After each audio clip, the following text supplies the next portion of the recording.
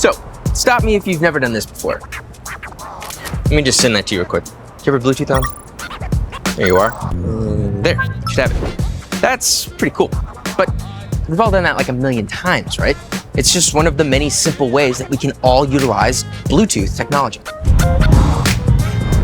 Sometimes we can take it for granted, but this tech is an absolute modern marvel. It helps us wirelessly connect to the world around us in an instant, and its future applications are seemingly endless. But did you know that Bluetooth technology isn't just connected to our devices? It's also connected to an ancient king. A king who united a kingdom over 1,000 years ago by connecting to the people around him. Oh, it's also connected to a Hollywood star. Stick around. It's time for Centuries Collide. The convenience of Bluetooth technology is undeniable. Sorry, text from my mom. Doing good, shooting my show. Like I was saying, having our devices connected via Bluetooth is super convenient. I don't go in. Sorry, another text. Well, I love you too. What was I saying? Oh yeah. Bluetooth is great when you're not being bombarded by texts from your mom. It has allowed our world to go wireless and has found its way into virtually every device. From smartphones, headphones, to speakers, stereos, printers, cameras, mobile devices. If it doesn't have a wire, it most likely connects via Bluetooth.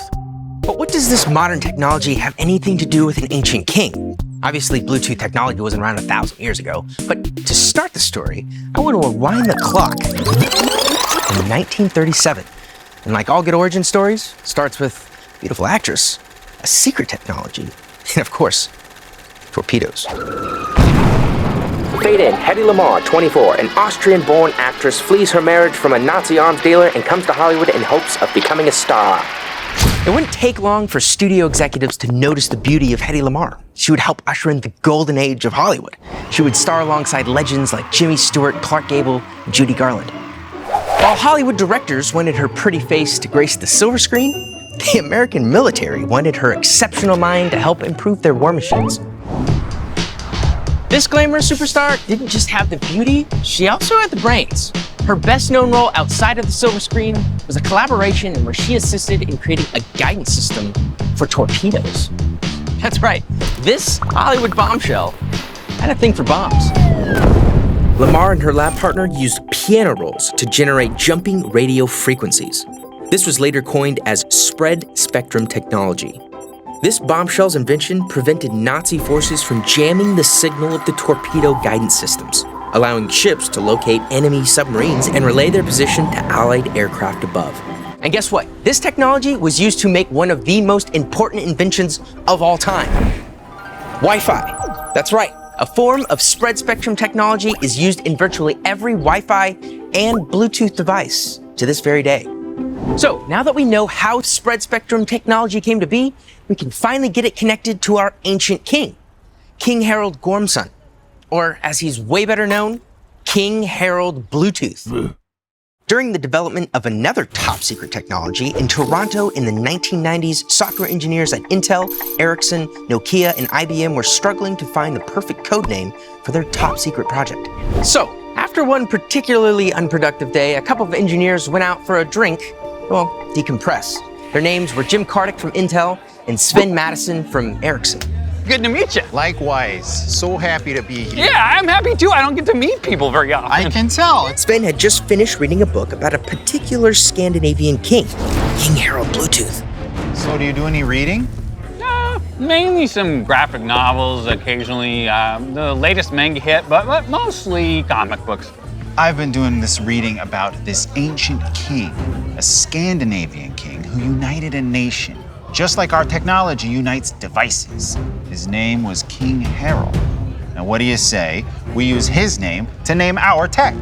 So we name our technology Harold? Well, his full name was Harald Gormson, but his nickname was Bluetooth. Bluetooth! We could name our tech Bluetooth. We gotta tell the guys back at the office. Okay, I'll use my phone that hasn't been invented yet, but that has our technology on it.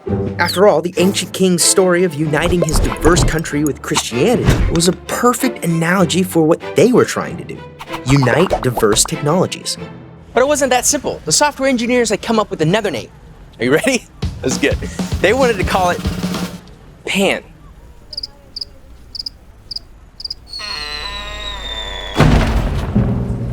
It's not cool, and I know cool. Yeah, I mean, pan? Like Peter Pan, the peanut butter? I Or think it's like the frying pan. Oh, You know, okay. like you're cooking up some well, technology. what about Not like the frying kind, or the lying kind, or even the flying kind, but the lame name kind. PAN was an acronym for Personal Area Network. Yeah, boring.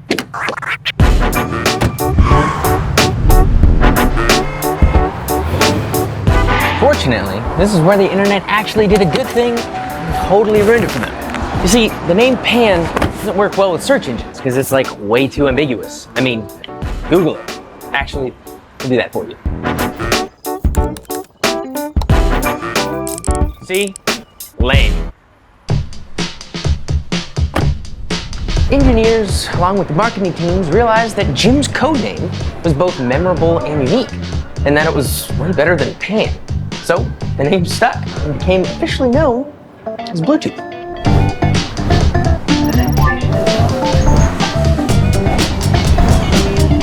But why was King Bluetooth's name still so perfect 1,000 years later for a technology that unites a bunch of random devices?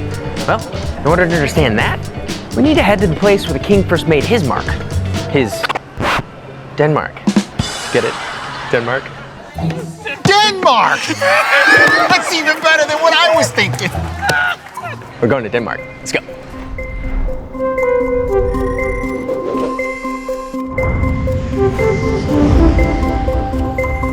Welcome to Copenhagen, the current capital of Denmark. I say current because the star of our show, King Harald, originally had the capital somewhere else, but we'll get to that a little bit later. King Harald ruled here in Denmark over 1,000 years ago, from around the years 940 to 986. His full name was Harald Gormson, and he got that name from his father, the previous king, whose name was Gorm the Old. That made Harald Gorm's son, as in Gormson. Get it? Oh, and while on the subject of names, nobody really knows how he got the nickname Bluetooth. Some sources say that he actually had a rotten tooth in his head that appeared to be a bluish color, but we'll never be certain. Now, it's hard to imagine today anyone taking seriously a leader named Gorm the Old, but as far as ancient Viking leaders go, he was actually a pretty good guy. Back in the day, the lands of Scandinavia were divided into tribes, and those tribes were divided by whatever gods that they worshipped. King Gorm and his wife Thyra wanted to change that. Prior to Christianity, the lands of Denmark, Norway, and Sweden worshipped a mixture of deities. The Aesir gods were amongst the most popular. You know, Odin, Loki, Thor. Yeah, even back then, there were like a ton of Marvel fans. I'll bow before the hammer of Thor. Get it? Like Marvel, like the comics and stuff. Gorm the Old was pretty seriously devoted to all the Norse gods of the time, but his wife Thyra was more into this new up-and-coming movement known as Christianity. What are you doing? It's the coolest new story about God. Oh, Thor? Loki? Iron Man? Jesus, he's the new God everyone's talking about. All the kids were into it, and Gorm was just too old to understand. Don't ignore me. I'm speaking to you, young man. We just read No. Mom. You just wait until your father gets home. We're gonna have a discussion about these new friends of yours. Honestly. Although the couple didn't exactly see eye to eye on matters of faith, they were still a power couple as rulers. They worked together to improve the infrastructure and the security of their territories. And after they both passed away, their son, King Harald, our king, took over the throne. And that's when things really started to come together for Denmark. When Bluetooth became king, he set out to unify Denmark under one rule, and he succeeded. He became known as the Great Uniter. To defend his kingdom, he began strengthening existing fortifications, as well as building new ones. Ones just like this, the Trelleborg Ring Fort, which is considered the most important remains of the Viking Age. Now, this may not look like much, but 1,000 years ago, these fortresses were massive construction projects. It required an enormous amount of resources and manpower to pull off. Luckily for Denmark, Bluetooth was just the type of ruler who could unite people to pull it off.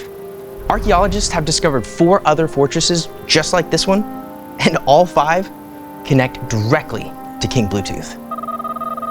Viking fortresses like this were built for military purposes, but not only did these structures show the king's military might, they also helped unite Denmark into one kingdom.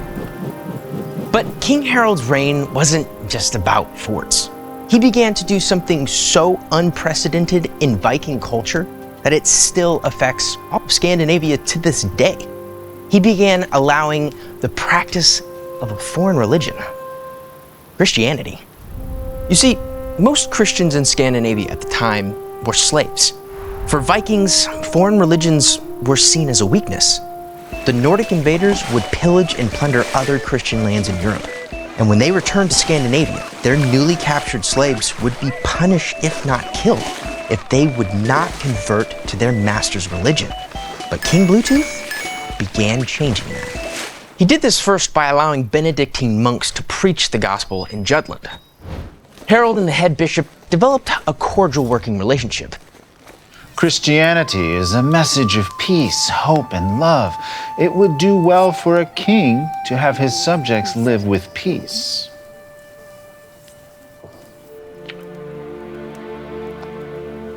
My mother was a big fan of Jesus. She had the coffee mug and the poster, trading cards. So, I never really got into it myself, but I can share your message with my people. Would you like to be baptized, Your Highness? No. Vikings bathe 1 a year, 1 time, all year. But baptism is for a lifetime. Only 1 bath, forever. I'll consider. Although at first Bluetooth did not agree to get baptized himself, the king began to support the spread of Christianity among the Danes, a first for any Viking king. King Harald also began uniting Scandinavia by sending out his nephews to make treaties and alliances throughout the region. King Bluetooth's nephew, Harald Greycloak, embarked on a campaign to unify Norway under one rule.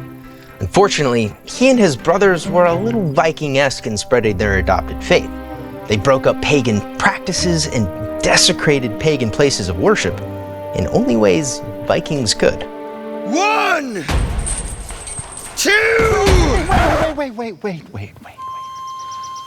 What would Jesus do? You're right. Jesus would turn the other cheek! The unrest that resulted made unification unlikely. So Greycloak began forging alliances with former enemies. This did not sit well with King Bluetooth. After all, they owed him quite a bit for helping them obtain their land. I'm just glad we're not enemies anymore. Cheers to that. So it didn't come as a surprise when Greycloak was assassinated by his new alliances. It was then King Harald took the opportunity to assert his own rights over his now dead nephew's land. In just a few years, Harald was able to take control of the whole of Norway, making it the first time in Scandinavia's history that it was united under one ruler.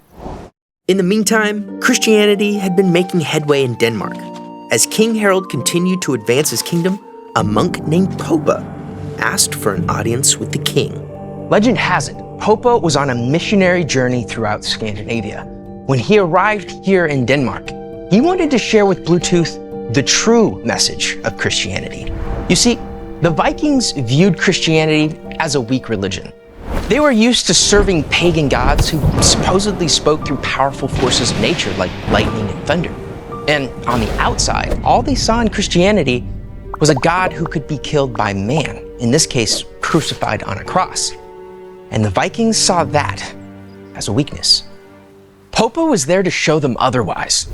After some religious debate, King Harald finally asked Popa to prove that his God was not weak.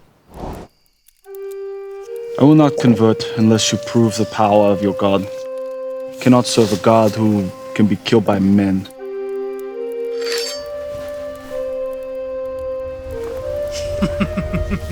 You're supposed to put a marshmallow on it first.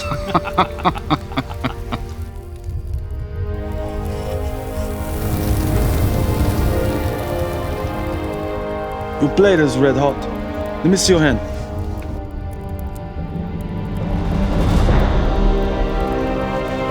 His hand is not burnt.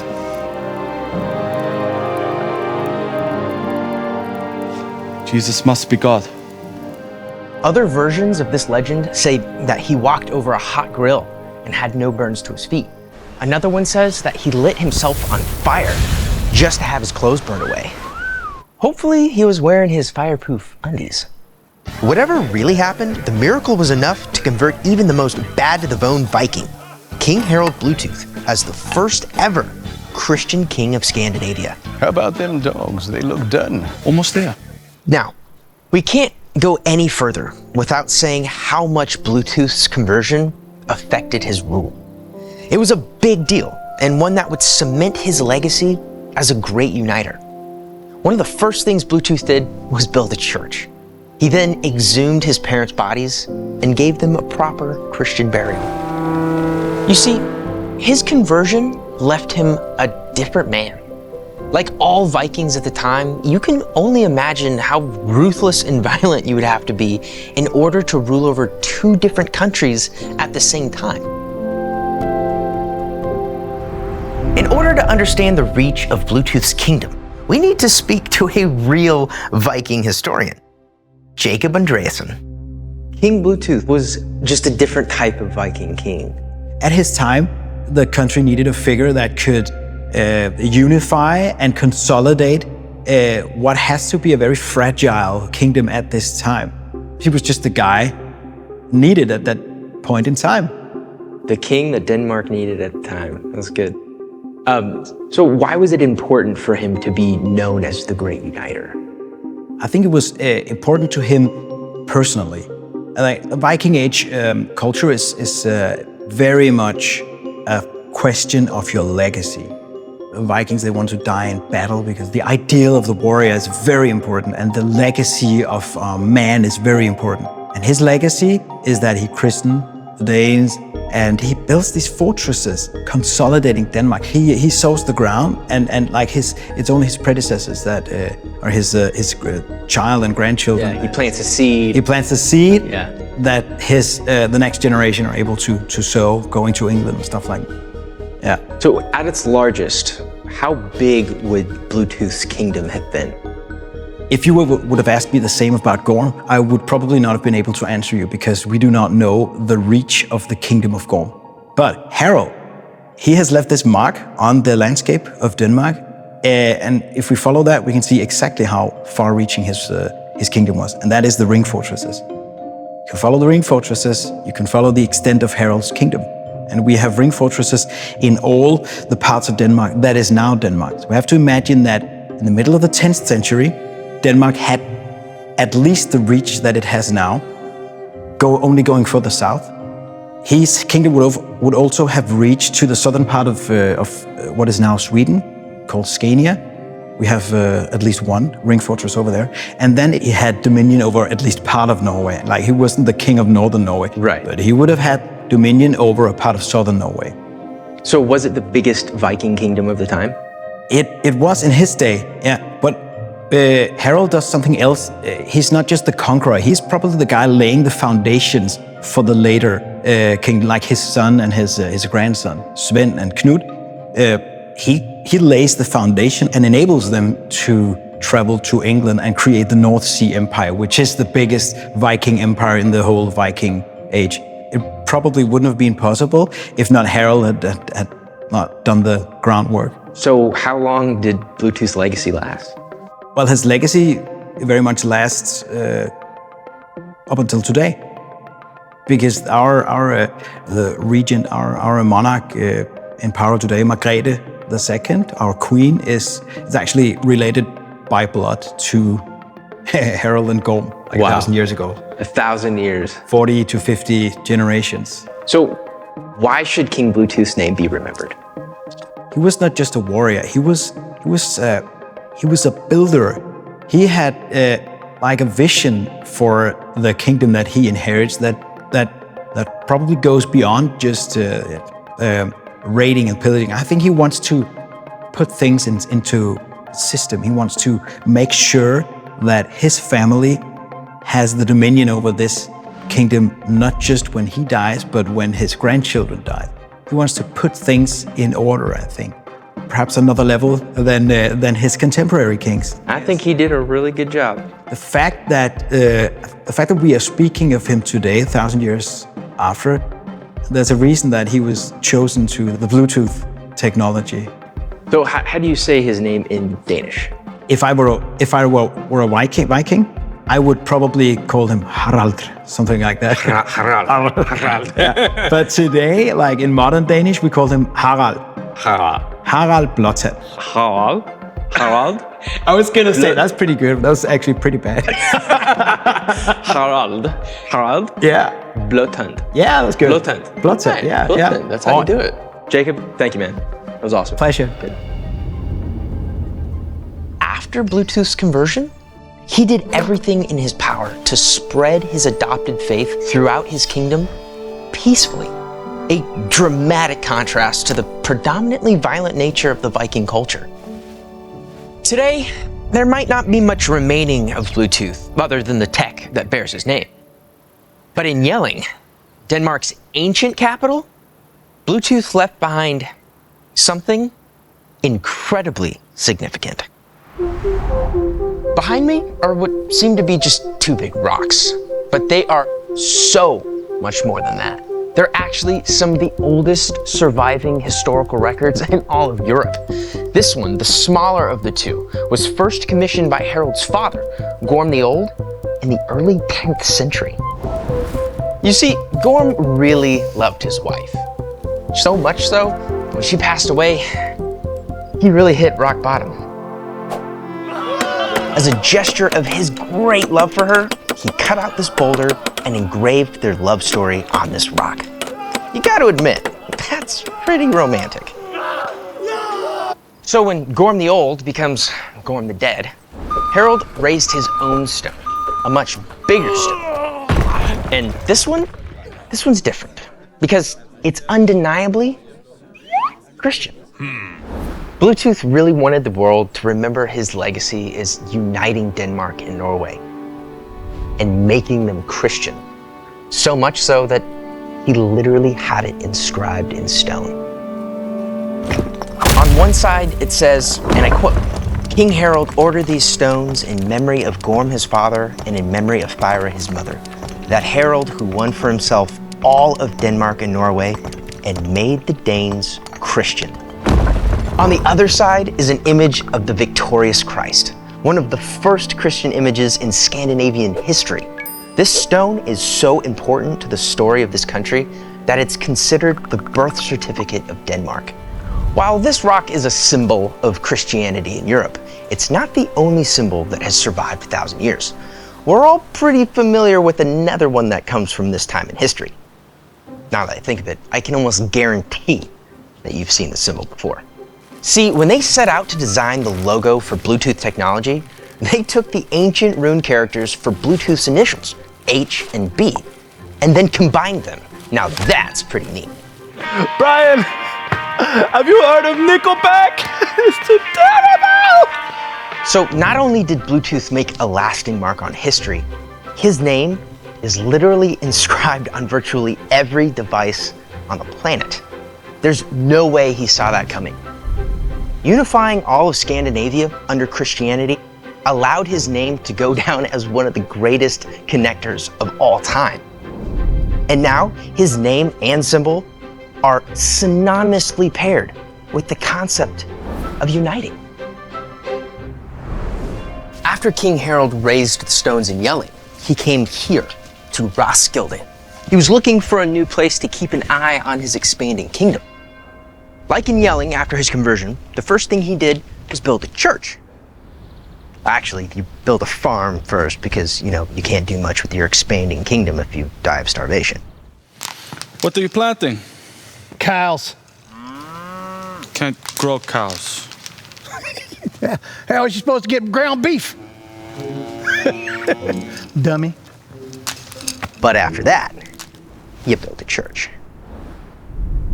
Presiding over his massive empire wasn't all kicks and giggles. 1, 2. Wait, boys. Ask yourselves, what would Jesus do? Turn the other cheek? Turn the other cheek means peace and love, unity. Look, let's all be unified, right? We're all Christian here. You would be betrayed, backstabbed, and challenged. But every time, he prevailed and forgave. That's right. Even after the rumors of his own son turning against him, he forgave. Because that's the Christian thing to do. When Bluetooth finally died, that same son sent an army to collect Bluetooth's body so that it could be buried right here in the church he built in Roskilde. What we have to remember is that the Vikings were defined by power, what you could conquer or what you could take by force. In contrast, Bluetooth was defined by who he could unite. His policies of tolerance and peace that happened after his conversion helped him unify his kingdom with the diplomacy that had never been seen before in Viking culture. It's pretty crazy how we never know what type of influence our lives might have on the future. King Harald literally had no idea, no frame of reference at all for what type of technology would bear his name a millennium into the future. But because of the way this Christian king conducted his life, he made it into our history books, and eventually, into our ears. But history's kind of funny like that, isn't it? Random lives separated by time and distance. An ancient king, a Hollywood bombshell, and 2 software engineers, and somehow their stories all ended up connected. Kind of makes me think about what other stories our lives might be a part of, who are affecting not just now, but in the future. We should all strive toward a legacy like King Harald's, bringing unity in a divided world, being paired together and staying connected, perhaps even via Bluetooth. We'll see you next time.